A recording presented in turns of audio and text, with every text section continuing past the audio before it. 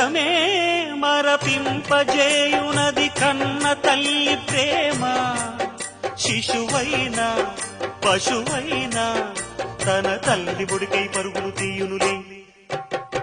జననీ అను మాటలోని తరించు మనిషి జన్మ. ఇలనైనా కలనైనా ఆ అమ్మ రుణమే ఎన్నడు తీరదులే. ప్రాణం నా ధ్యానం మా అమ్మ కోసమని ఉన్న బ్రతికున్న మా అమ్మే లోకమని.